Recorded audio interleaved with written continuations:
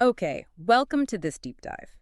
Today, we are plunging into some truly thought-provoking ideas, really challenging how we think about our internal world. Yeah, exactly. We're specifically exploring the, well, fascinating and perhaps unsettling connection between what's often called internalized ableism Right. and this concept of the colonized mind. Mm-hmm. It's a powerful link.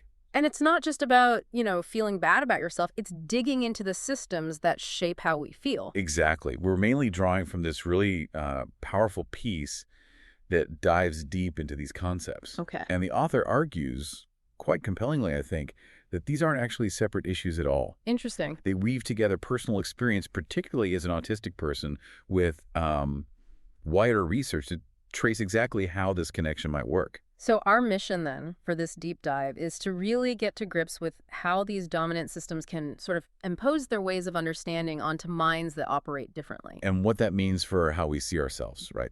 How we navigate the world. And maybe what a path forward could look like. A path that's maybe less about fixing and more about, well, something else entirely. Something else, yeah. Right. And the core question, the really provocative idea we're sort of wrestling with here is this. What if those deep-seated internal struggles, The self-doubt. yeah, that feeling that there's something fundamentally wrong with you, what if those aren't just personal issues, but are actually a form of colonization happening inside the self? And the source makes a really crucial point here. This isn't being presented as just like a metaphor for feeling low. Okay. It's presented as a specific mechanism of how power operates on the mind. We need to unpack that. Let's do that. So where does the author start this exploration? Well, it starts from a place of dissonance, a feeling that phrases like internalized ableism or the colonized mind were being used almost as shorthand. Like slogans. Kind of, yeah, slogans without enough depth. For the author, they needed more coherence, something rooted in lived experience, not just terms tossed around. That discomfort became the starting point. Exactly. That feeling was the signal, the need to dig much, much deeper. And what comes out of that digging? What's the main thesis? The central argument is that internalized ableism isn't some standalone psychological thing. It's described as the psychic residue of colonization. Psychic residue. Again, the author is quick to clarify this isn't about the historical colonization with ships and flags necessarily, Right. but the kind that settles quietly inside you. It's the process that subtly teaches you to view your own needs as inconvenient, maybe deviant, to distrust your instincts, to believe your natural way of being is just plain wrong, or a problem needing a solution. Oh, okay, so the mechanism then. That's key. How does that work? It's about the forced internalization, absorbing really of other people's frameworks for meaning. Frameworks for meaning. Like what? Well, think about the dominant ways we understand things. Clinical models of autism, for instance, often defining it by deficits. Okay. Or statistical norms telling us what's average behavior. Or just the relentless logic of productivity valuing speed, efficiency above everything. Got it. The source calls these settler logics. They're presented as tools of control, often disguised as care or best practice or objective truth. And once you absorb them, You start policing yourself. You regulate yourself based on their rules, not your own internal compass, not what feels right to you. and this is where the connection to Frantz Fanon comes in, the philosopher who wrote about colonialism's psychological impact. Exactly. The source argues this internalization mechanism is precisely what Fanon described as the epidermalization of inferiority. Epidermalization, like it gets under your skin. Literally, external domination seeping into your skin, becoming an internal conviction, a belief about yourself. So it gets to a point where you don't even need an external authority telling you you're broken anymore. Precisely. You've absorbed their logic so deeply that you structure your life around trying to fix what they decided was wrong. It's that phrase from Disability Justice. The call is coming from inside the house. Yes.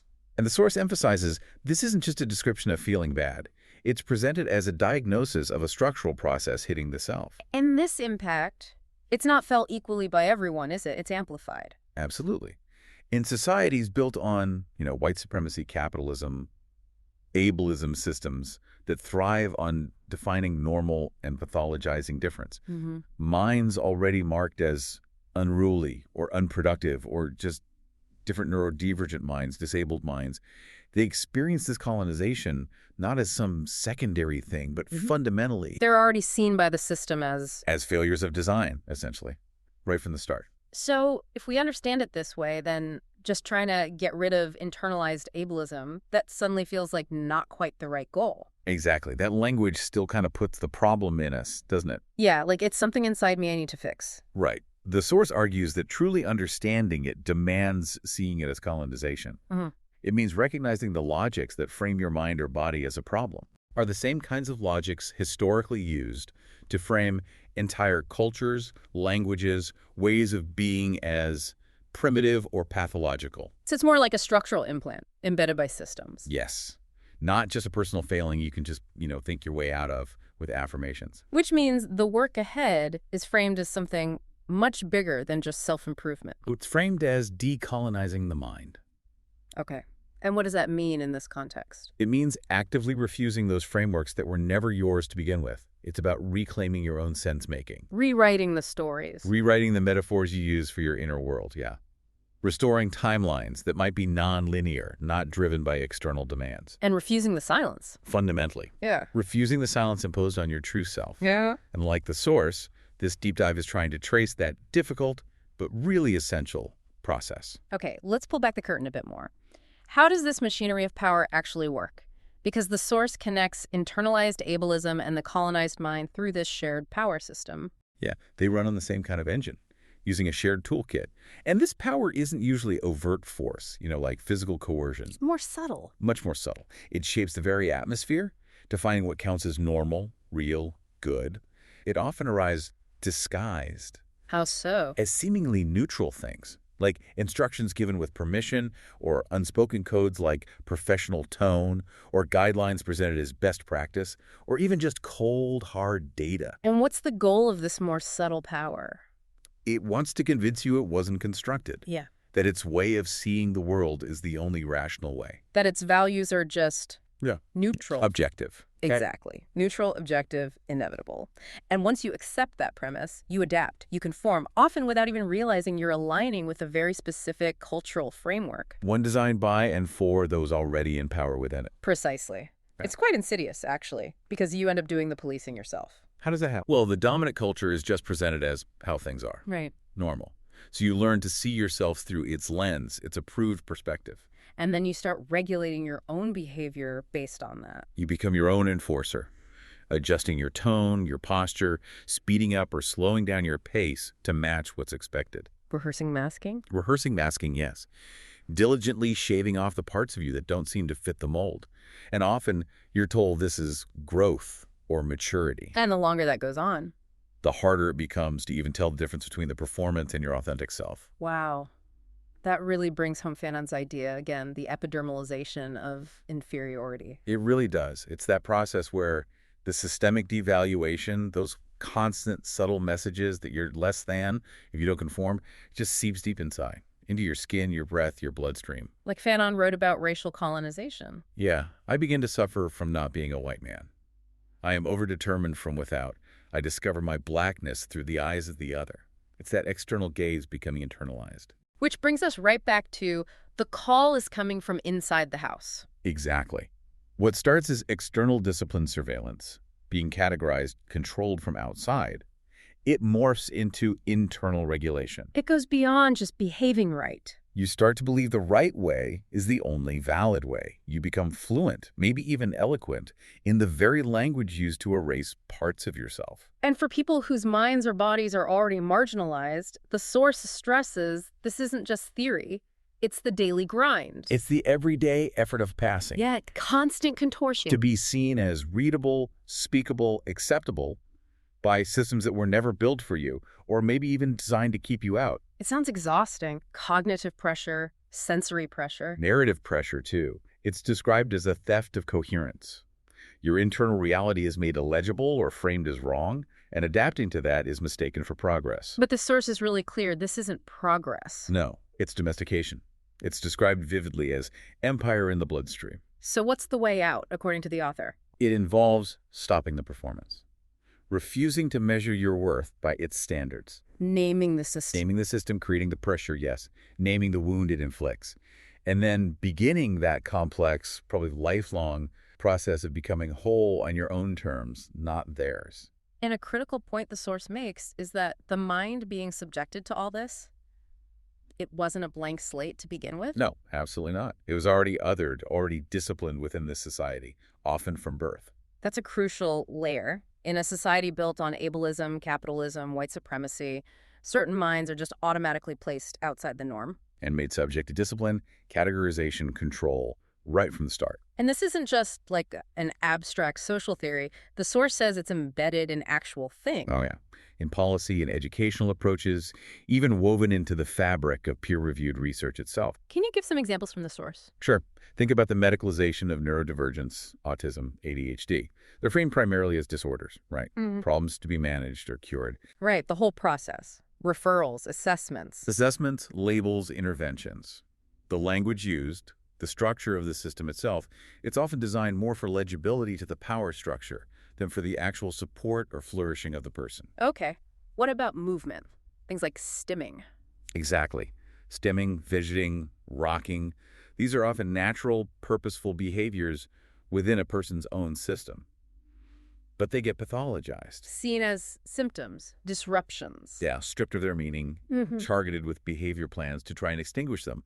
The assumption is they're obstacles, not valid expressions or ways of self-regulating. And communication styles, too. Definitely.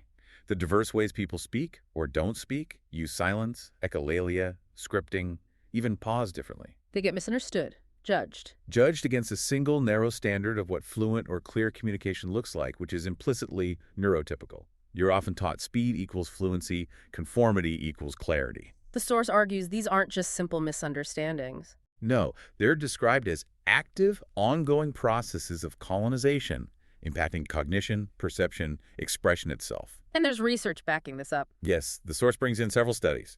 Rupchand and Corman, for example, writing in 2024. What did they find? They showed how internalized ableism isn't just personal. It can be passed down generationally through subtle reproduction of deficit narratives, even impacting how parents see their own disabled kids. Wow. And Patel and colleagues. Their work from 2021 and 2023 critically analyzes autism research itself. They demonstrate how it's often just steeped in ableist language deficits, impairments. And that distorts things. Hugely. They argue rejecting that language isn't just about being key, it's actually necessary for scientific rigor, for understanding the reality. Are there critiques of even more foundational concepts? Yes. Smuckler, way back in 2005, critiqued theory of mind research, How so? arguing it functions as epistemological colonization. By defining autistic people mainly by a perceived lacking understanding of others' minds, it denies their own subjectivity, their own ways of knowing. And others mentioned. Roussel in 2013 highlights how the rich, poetic, lived expressions of autistic people often just defy clinical classification entirely. And Duffy and Dorner in 2011 looked at the emotional language used around autism. Like tragedy, loss. Exactly. Phrases like tragedy, loss, lack. They argue this performs a kind of narrative violence, reinforcing the idea that autistic lives are somehow diminished. So putting all this research together, what's the bigger picture the source paints about society and neurodivergence? It's that society doesn't just happen to misunderstand neurodivergence or disability. It actively needs to misunderstand it or frame it as disorder to preserve its own definition of normal. Because if those different ways were seen as valid, The whole machinery of normative culture, its hierarchies, would start to break down. The system relies on that othering. which means this colonization isn't just something individuals feel, it's built into the structures. Education, medicine. Social expectations, yeah. These structures don't just fail to accommodate difference, they actively work to rewrite and overwrite it. So reclaiming your narrative means naming that process directly. Naming it for what it is. Erasure disguised as care or support. A theft of meaning disguised as objective science or best practice. This really helps explain why just saying internalized ableism might feel incomplete. Absolutely. It can sound quite passive, like carrying a quiet sadness or insecurity. But the source sees it as deeper, more active. Much deeper. It's described as epistemic capture. Epistemic capture. Explain that a bit more. Think of it as the deliberate shutting down of other possible ways of knowing, naming, being. The story imposed on you from the outside becomes the dominant one. Maybe the only one you know how to tell about yourself. Exactly. That's the capture. And the source highlights how damaging this can be, especially starting young. Yes. Particularly for autistic people or others growing up without affirming language or worse, in highly pathologizing systems. There's research by Johan Stodier and colleagues from 2022. What did that show? It found internalized ableism significantly harms disabled youth's health and identity formation. Their whole framework for understanding themselves gets shaped by a world prejudging their worth. They absorb the deficit narratives because there aren't alternatives? Pretty much. They lack alternative, empowering stories about who they are. And this capture doesn't just vanish when you become an adult. Not at all. The source mentions Sun's 2024 work. It shows how even within autism advocacy spaces, some autistic adults get excluded. Excluded by peers. Yeah, particularly those who challenge binary thinking or resist conformity. They can be silenced by peers who, maybe unintentionally, have internalized those same power structures. Just dressed up differently now. Reframed as community norms or something similar. And the source even touches on how this internalized harm can manifest in really extreme, disturbing ways. It does. Joris Komplement in 2023 research looked at autistic individuals in incel spaces. Using their diagnosis. How? Weaponizing it. Using it to justify or fuel harmful ideologies. It's like the internalized violence curdles and turns outward into entitlement, misogyny, nihilism. Autism becomes a badge of grievance. Feeding into violent ideologies, seeking power through domination. It's a very dark manifestation. So what connects these examples? From subtle exclusion in advocacy spaces to this extreme violence. At their root, the source argues, they're all expressions of colonial residues embedded in the self, distorted reflections of experience seen through the dominant culture's warped lens. It shows what happens when your frameworks for understanding yourself Were built by people who never imagined minds like yours as valid, or perhaps actively sought to marginalize them. So epistemic capture is way more than just hurt feelings. It's a more profound kind of harm. It's like having your own language, your own way of making sense of your existence, taken before you could fully speak it yourself. And because of that, the path forward isn't just about finding confidence within the old rules. No.